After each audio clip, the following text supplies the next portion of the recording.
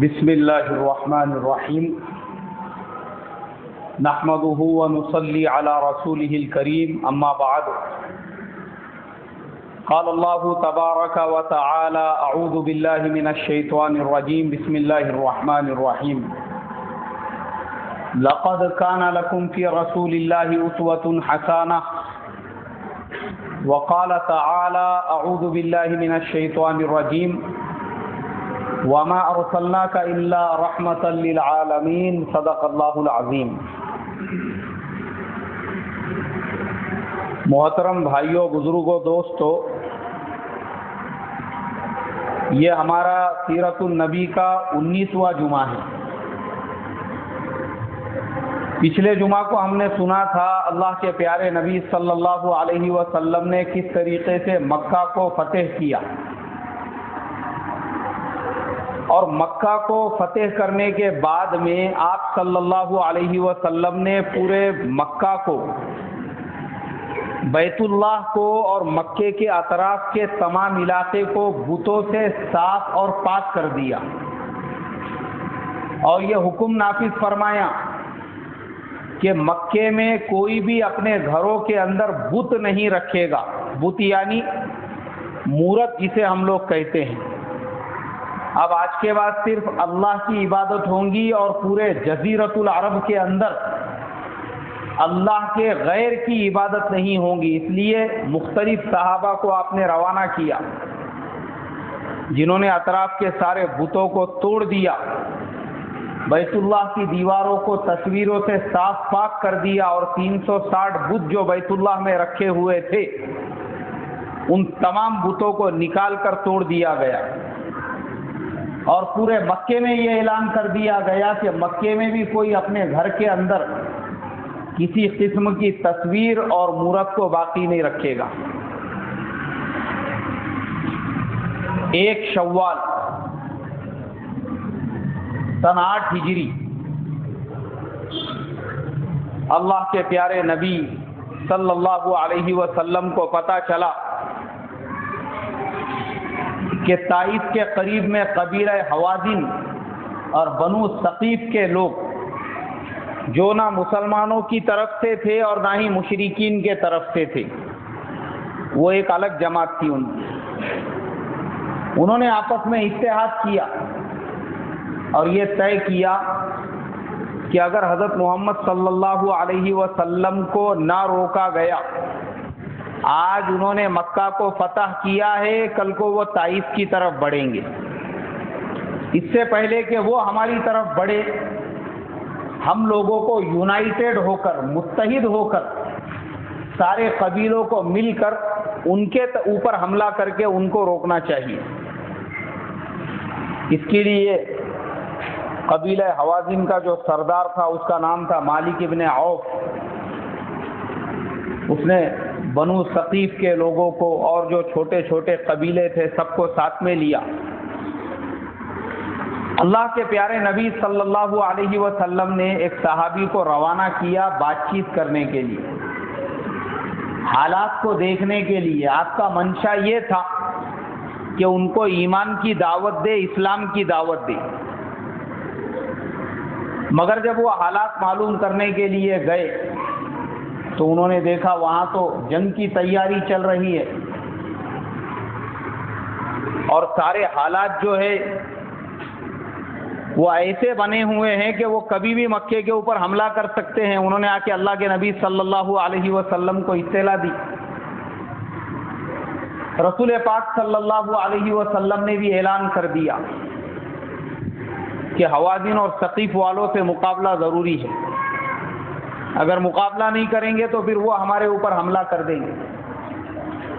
اس لیے انصار اور مہاجرین کو ملا کر 10,000 کا لشکر، اور 2,000 مکے کے جو نئے مسلمان ہوئے تھے وہ، اور ان کے علاوہ مکے کے بہت سارے مشرکین بھی جو ابھی ابھی مسلمان نہیں ہوئے تھے، لیکن وہ بھی ساتھ میں ہو گئے مسلمانوں کی طرف سے لڑنے کے واسطے۔ تو ٹوٹل 12,000 کا یہ لشکر حنین کی طرف روانہ ہوا۔ اب اللہ کے پیارے نبی صلی اللہ علیہ وسلم اور آپ کا قافلہ بڑھا آگے حوازن اور ثقیف سے مقابلے کے لیے۔ طائف اور مکے کے درمیان کا جو راستہ ہے وہ پورا پہاڑوں کا راستہ ہے، اس کے بیچ میں سب گھاٹیاں ہیں، کیونکہ میں مکہ سے گیا ہوا ہوں طائف کی طرف، تو پورا راستہ مجھے یاد ہے اچھی طرح سے۔ وہ پورا پہاڑوں اور گھاٹیوں کے بیچ کا راستہ ہے، اسی میں نخلا ہے جہاں پہ اللہ کے نبی کی جنات کی جماعت سے ملاقات ہوئی تھی، اور جنات آپ کے اوپر مسلمان ہوئے تھے، میں پہلے بتا چکا ہوں۔ اور اسی میں تہامہ ہے اور دوسری بہت ساری وادیاں ہیں۔ اب اللہ کے نبی صلی اللہ علیہ وسلم اور مسلمان آپ کے ساتھ جو 12,000 کا لشکر تھا وہ بڑے طائف کی طرف، اور ایک گھاٹی میں آرام کرنے لگے رات کے وقت میں۔ یہ لوگ پہلے سے تیار تھے، حوازن اور ثقیف کے لوگ۔ صبح ابھی ہوئی بھی نہیں، انہوں نے نیند کی حالت میں ہی مسلمانوں پہ حملہ کر دیا، اور مسلمانوں کا جو لشکر تھا وہ تتر بتر ہو گیا، پھیل گئے مسلمان چاروں طرف۔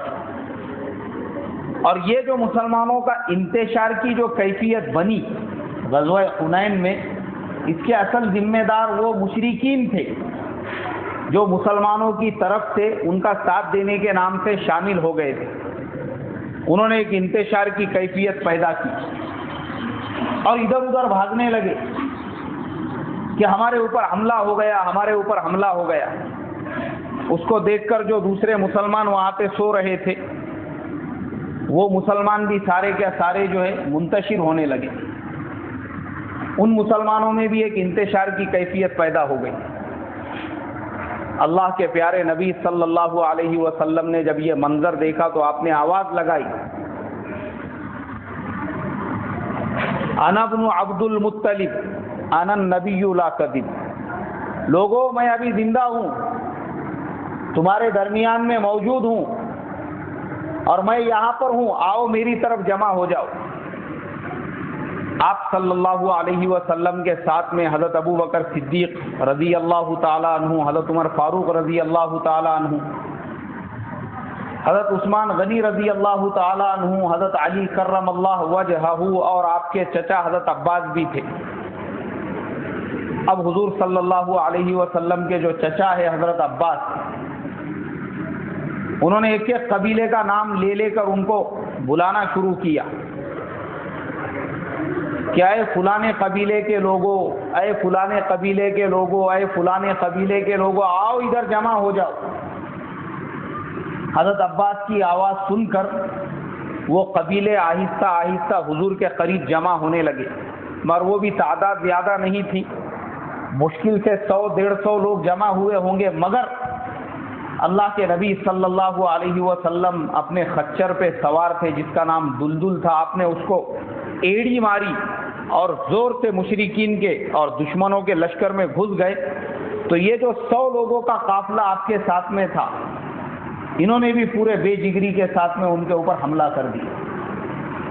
اب پورے جوش اور خروش کے ساتھ میں جنگ ہونے لگی، لڑائی ہونے لگی، مشرکین کا مقابلہ کیا جانے لگا۔ اور وہ مقابلہ جب کیا جانے لگا، اب اللہ تبارک و تعالیٰ نے مسلمانوں کو کامیابی عطا کی۔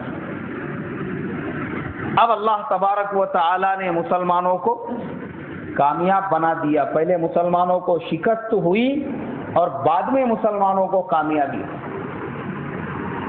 اب جب مسلمانوں کو کامیابی ملی تو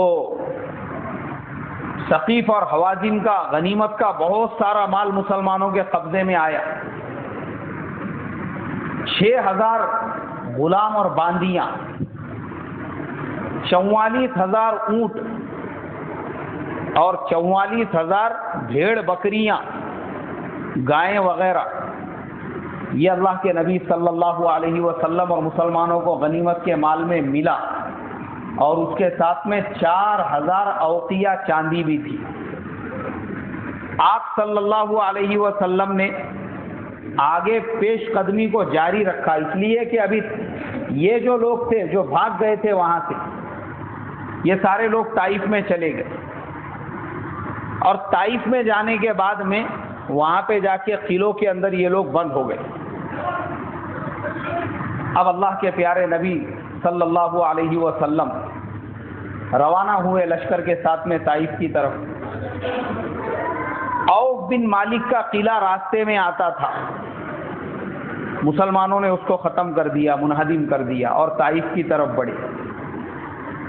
20 دن تک رسول پاک صلی اللہ علیہ وسلم نے طائف کا محاصرہ کیا، لیکن طائف فتح نہیں ہوا.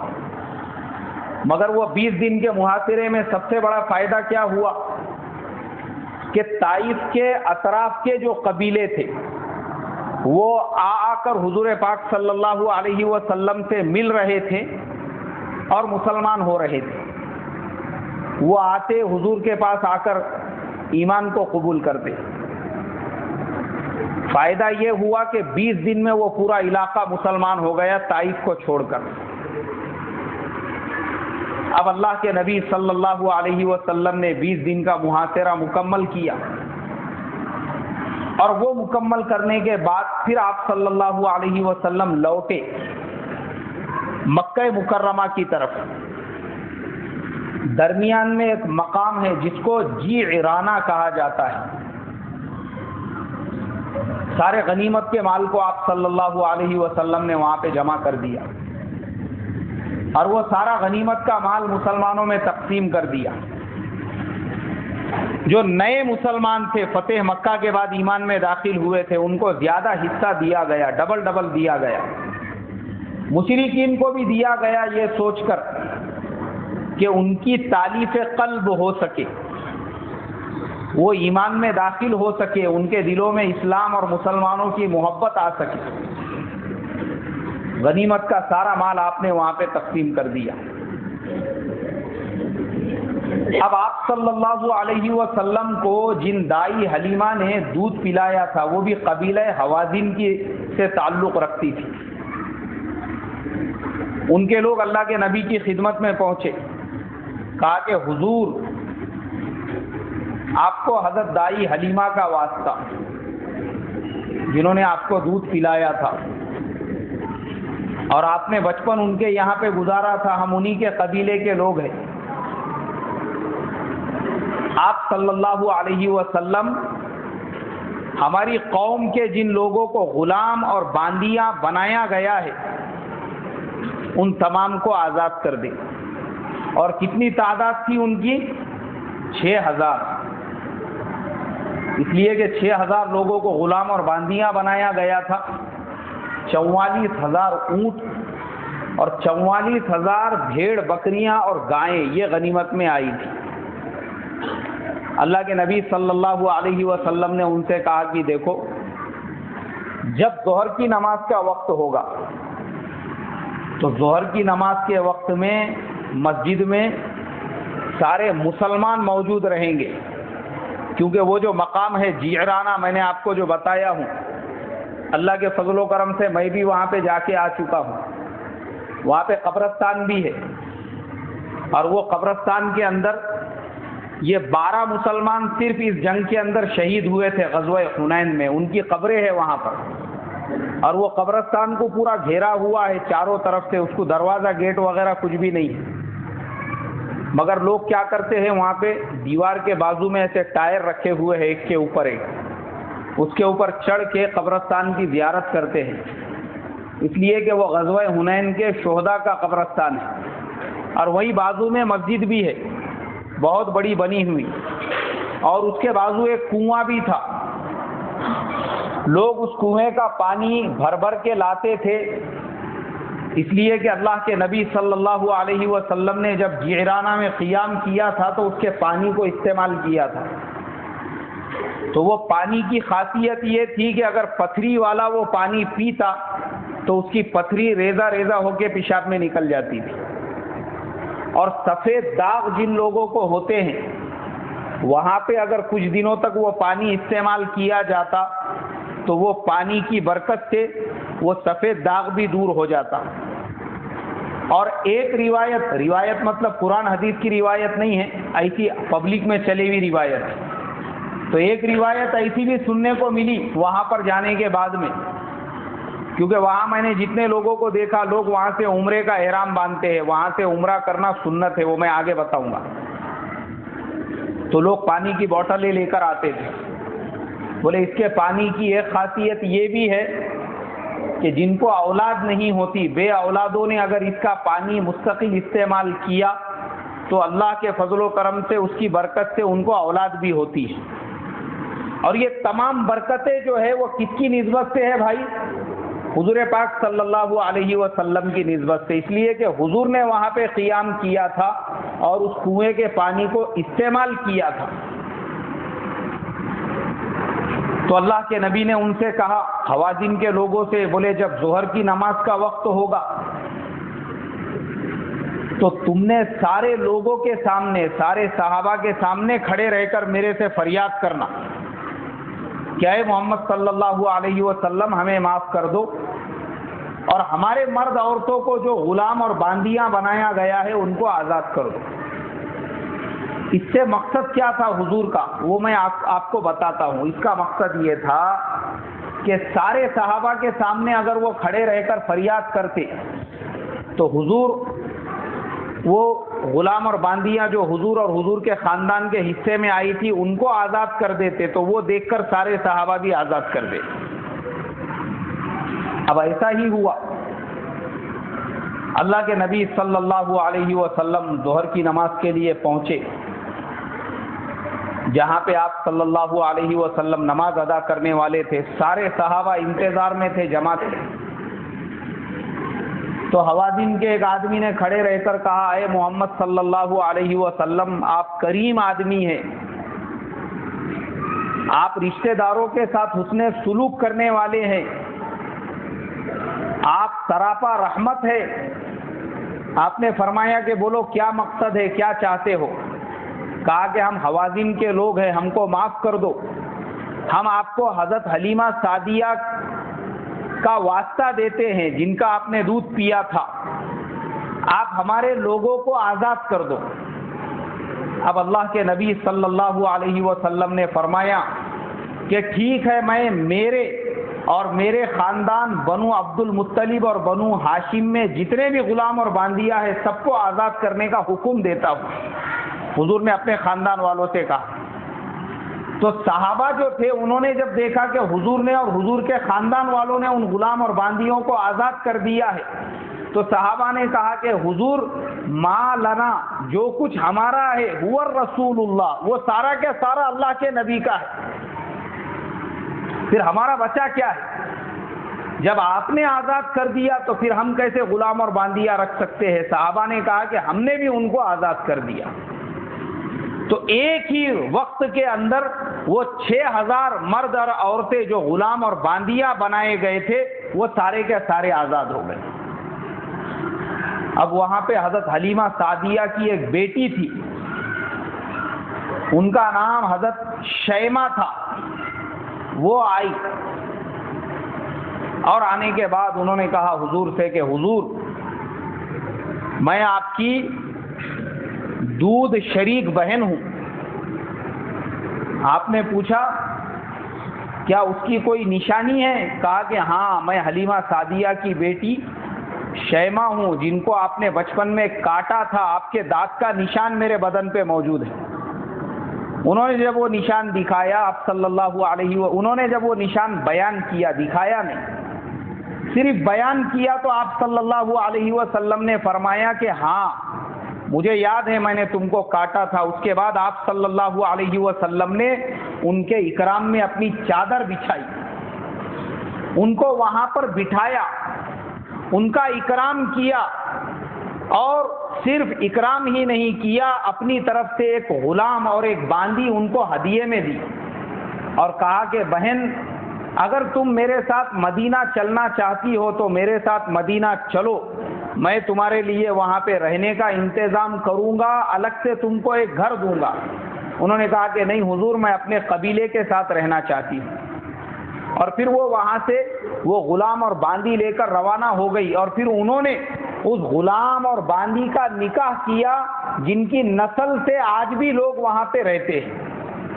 یہ حضور کے ہدیے کی برکت دیکھو کہ وہ غلام اور باندی کا جب انہوں نے نکاح کیا تو ان کی اولادیں آج بھی وہاں پہ آباد ہیں، اور پھر وہ روانہ ہو گئی۔ اس سے یہ معلوم ہوا کہ حضور نے اپنی دودھ شریک بہن کے ساتھ میں کتنے اخلاق کا، اکرام کا معاملہ کیا، تو ہم کو اپنے سگے بہن بھائیوں سے کتنا اخلاق کا معاملہ کرنا چاہیے۔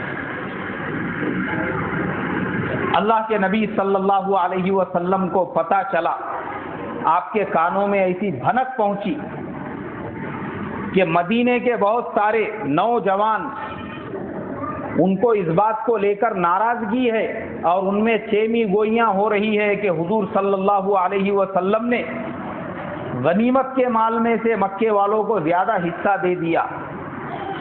بہت سارے نئے مسلمانوں کو اور بہت سے ایسے جو ابھی مسلمان نہیں ہوئے مشرکین مکہ میں سے، ان کو بھی بڑے بڑے عطایا دیے گئے اور ان کو بھی غنیمت کے مال میں سے ڈبل حصہ ملا۔ حضور صلی اللہ علیہ وسلم تک جب یہ بات پہنچی، آپ صلی اللہ علیہ وسلم نے سارے انصار کو ایک جگہ جمع کیا، اور جمع کرنے کے بعد ان کے درمیان میں ایک خطبہ دیا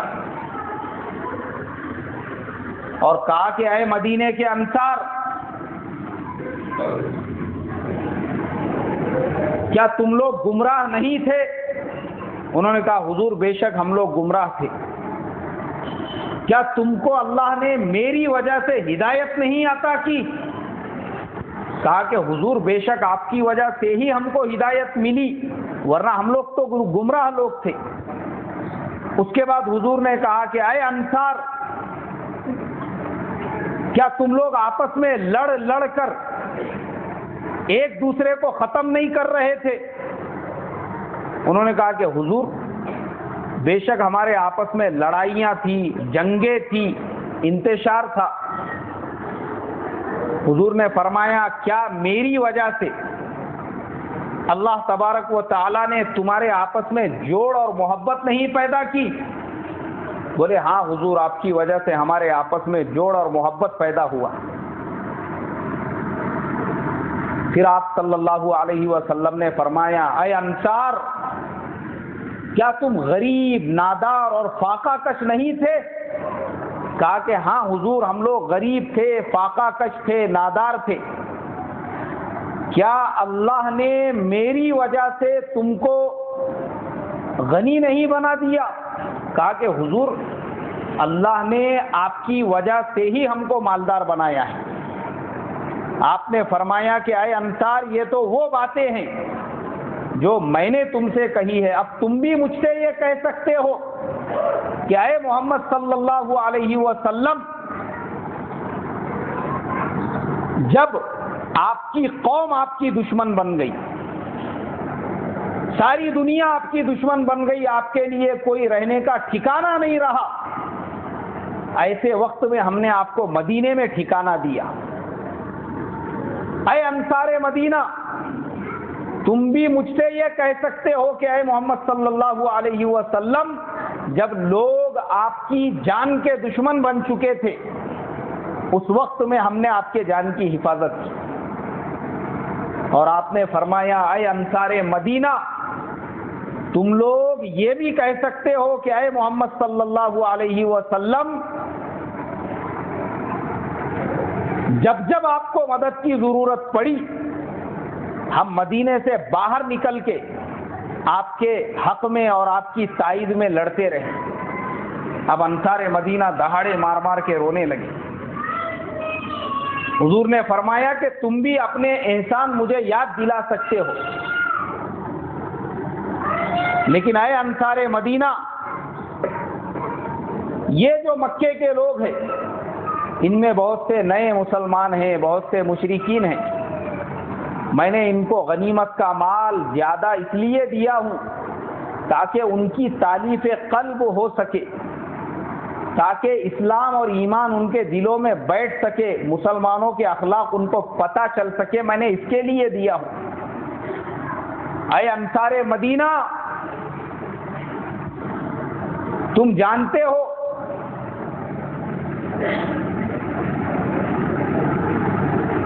اگر اللہ تبارک و تعالی مجھے مدینے کی طرف ہجرت کرنے کا حکم نہیں دیتا تب بھی میں یہ چاہتا تھا کہ اللہ مجھے انصار میں سے ہی پیدا کرے، مجھے تم سے اتنی محبت ہے۔ اور اے انصار مدینہ، اگر تم ایک راستہ چل رہے ہو اور دنیا ایک راستہ چل رہی ہے تو میں اس راستے کو پسند کروں گا جس راستے پہ انصار مدینہ چل رہے ہیں۔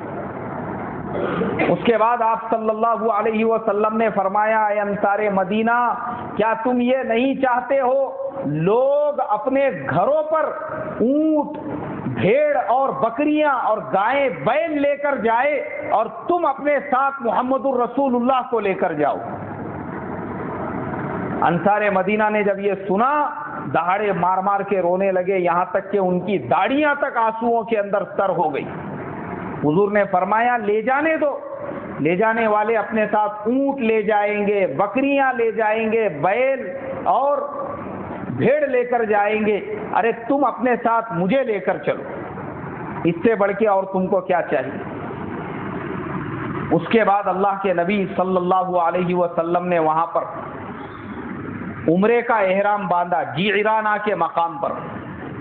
اس لیے آپ لوگوں میں سے بھی کبھی کوئی عمرہ کرنے کے لیے جائے یا کوئی حج کرنے کے لیے جائے تو لکھ کے رکھنا اپنے پاس اس مقام کا نام، اس کو جعرانہ کہا جاتا ہے، وہاں سے بھی ایک عمرہ ضرور کرنا حضور صلی اللہ علیہ وسلم کی یہ سنت زندہ کرنے کے لیے۔ ورنہ لوگ وہاں پہ جانے کے بعد اپنے انڈیا کے پیسوں کے حساب سے پیسے کو گنتے، ارے بولے وہ جیرانہ جانے کے 10 ریال بول رہا، بولے ٹیکسی والا، اپنے یہاں کے کتنے ہوتے؟ 180 روپے ہوتے بولے۔ تو لوگ جیرانہ نہیں جاتے مگر جدہ جاتے شاپنگ کرنے کے واسطے میں، ہاں کیونکہ دل میں عظمت نہیں ہے۔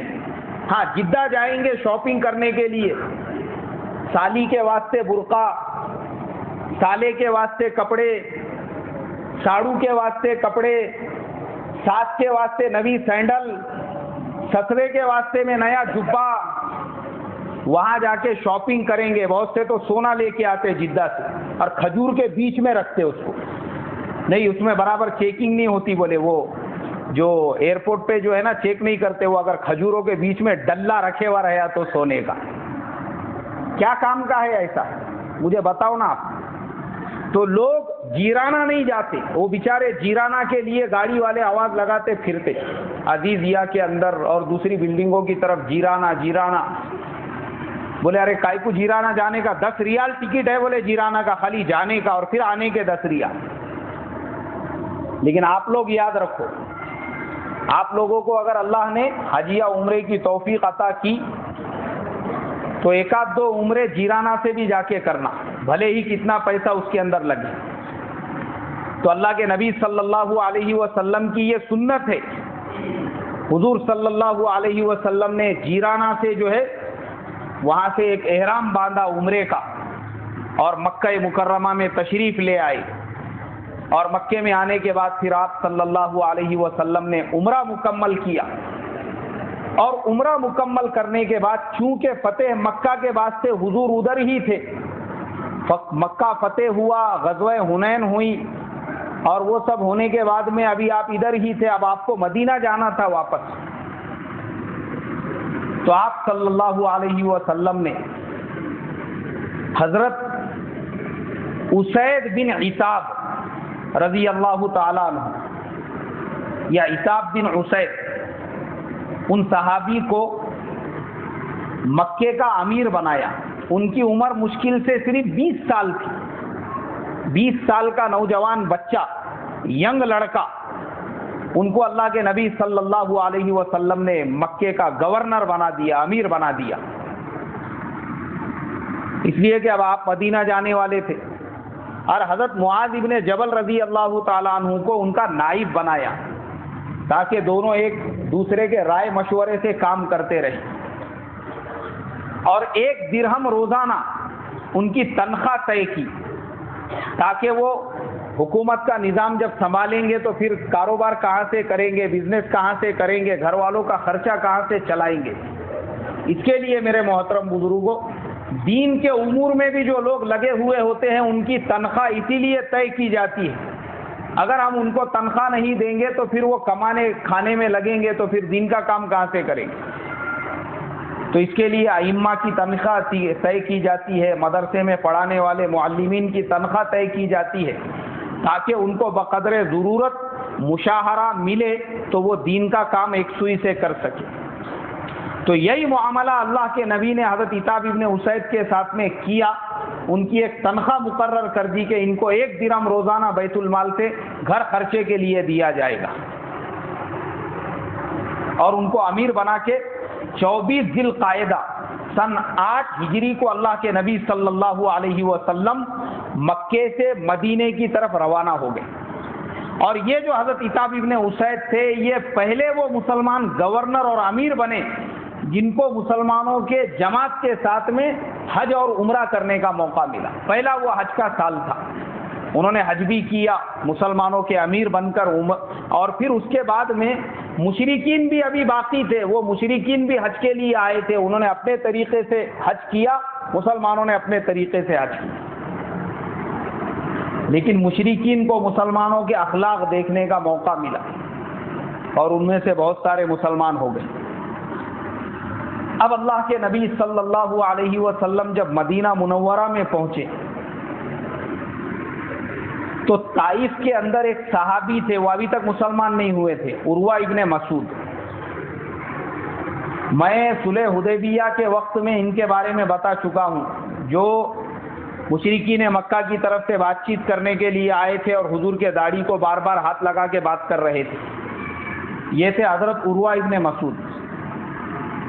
حضرت عروہ ابن مسعود وہ کہیں پہ سفر پہ گئے ہوئے تھے، ان کو پتہ ہی نہیں چلا کہ حضور نے طائف کے اوپر حملہ کیا اور اتنی بڑی جنگ ہو گئی۔ وہ جب واپس آئے ان کو پتہ چلا تو فوراً مدینے کی طرف روانہ ہوئے، اور مدینے میں روانہ ہونے کے بعد اللہ کے نبی صلی اللہ علیہ وسلم کی خدمت میں حاضر ہو کے مسلمان ہو گئے۔ کہا کہ حضور مجھے مسلمان بنا دیجیے، اور کہا حضور میں اپنے قبیلے میں موجود نہیں تھا، بستی میں موجود نہیں تھا، اس لیے لوگوں نے آپ کے ساتھ میں جنگ کی ہے، میں اگر ہوتا تو ان کو آپ کے ساتھ میں جنگ نہیں کرنے دیتا بلکہ سب کو مسلمان ہونے پہ آمادہ کرتا۔ کہا کہ حضور مجھے اجازت دے دو، میں طائف میں جا کر لوگوں کو اسلام کی دعوت دینا چاہتا ہوں۔ حضور نے کہا کہ عروہ تیرے قبیلے کے لوگوں کو اس بات کا بڑا گھمنڈ ہے کہ مسلمانوں نے ہمارا محاصرہ تو کیا مگر وہ ہم کو فتح نہیں کر سکے۔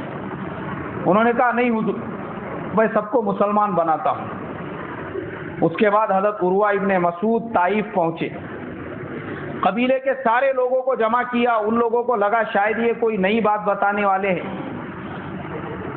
مگر انہوں نے قبیلے کے سامنے کھڑے ہو کر کہا کہ اے قبیلے والو، میں مسلمان ہو چکا ہوں اور تم تمام کو میں نے اس لیے جمع کیا ہوں تاکہ تم سارے کے سارے بھی کلمہ پڑھ کر ایمان کو قبول کر لو۔ اب لوگ غصے میں تھے اس لیے کہ ابھی ابھی مسلمانوں کے ساتھ میں جنگ ہوئی تھی۔ انہوں نے جیسی کہا اشہد ان لا الہ الا اللہ واشہد ان محمدن عبدہ ورسولہ،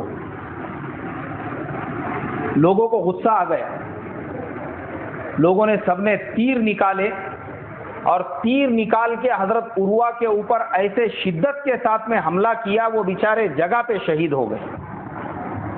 اللہ کے نبی صلی اللہ علیہ وسلم کو جب اس بات کی اطلاع ملی تو آپ صلی اللہ علیہ وسلم نے ان کے لیے دعا فرمائی اور فرمایا کہ عروہ اپنی قوم کے لیے ویسا ہی تھا جیسے سورہ یاسین میں وہ جو صاحب ایمان تھے۔ ایک صاحب ایمان کا واقعہ ہے سورہ یاسین کے اندر، فرمایا وہ جو صاحب یاسین ہے عروہ ابن مسعود کا بھی وہی مقام ہے۔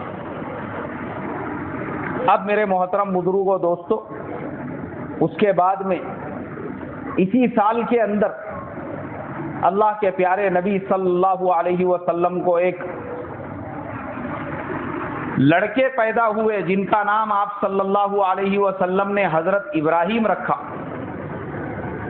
جو آپ کی باندھی حضرت ماریہ قبطیہ سے پیدا ہوئے تھے۔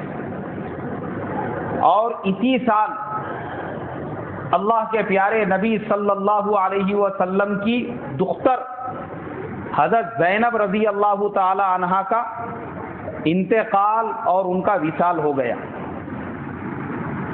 اب میرے محترم بزرگوں، یہ تمام واقعات ہم فتح مکہ کے بعد کے سن رہے تھے۔ فتح مکہ کے بعد میں کیسے کیسے حالات پیدا ہوئے اور اللہ کے نبی صلی اللہ علیہ وسلم نے کس طریقے سے حنین کی لڑائی لڑی۔ اب انشاءاللہ اگلے جمعہ کو اللہ کے نبی صلی اللہ علیہ وسلم کے آخری حج کا واقعہ بیان ہوگا، اس لیے کہ حضور صلی اللہ علیہ وسلم نے اپنی پوری زندگی کے اندر ایک حج فرمایا ہے، اور وہ حج کس طریقے سے آپ نے کیا تھا وہ آئندہ جمعہ کو بیان ہوگا، اور اس کے بعد پھر اگلے جمعہ کو اللہ کے پیارے نبی صلی اللہ علیہ وسلم کے وصال کے واقعات بیان ہوں گے۔ تو آپ تمام لوگوں سے میری یہی درخواست ہے کہ وقت پر مسجد میں پہنچنے کی فکر اور کوشش کرے۔ اللہ مجھے آپ کو عمل کی توفیق عطا فرمائے۔ ایک مرتبہ درود شریف پڑھ لو، اللہم صلی علی سیدنا محمد۔ جن کی سنتیں باقی ہے وہ پڑھ لیں۔